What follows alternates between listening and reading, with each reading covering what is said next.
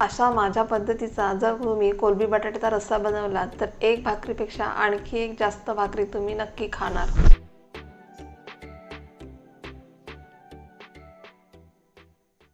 नमस्कार, तुम्हा सर्वांचे सुगरण अलिबागची या चॅनलवर खूप खूप स्वागत आहे। चला तर मग कोलंबीचं कालवण बनवायला आपण सुरुवात करूयात। तेल गरम झाल्यानंतर यामध्ये घालायचे आहे लसूण। आता घालूयात कांदा।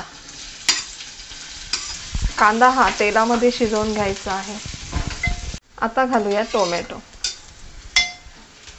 कालवण तयार करण्यासाठी इथे आपल्याला खोबऱ्याचं वाटण तयार करून घ्यायचं आहे।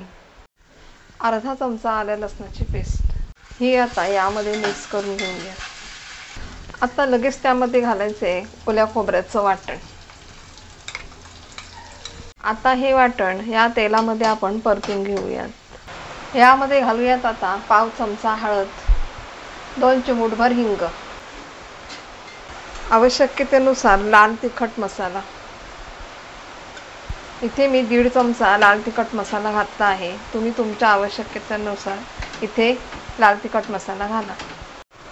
मिक्सरच्या भांड्यात थोडं पाणी ओतून हे आता यामध्ये आपल्याला घालायचे आहे।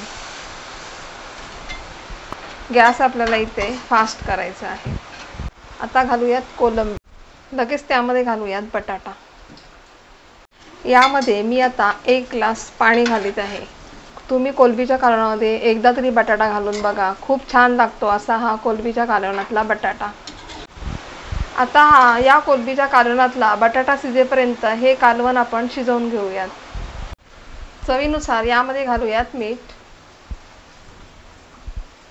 आता पातेल्यावर झाकण ठेवून कालवणातील बटाटा शिजवून घेऊयात। A few minutes later. कालवणामधील आता आपण बटाटा शिजला आहे का ते पाहूया। इथे तुम्ही पाहू शकता बटाटाही असा छान हा कालवणातला शिजला आहे। आता आपण यामध्ये चिंचेचा कोळ घालून घेऊयात।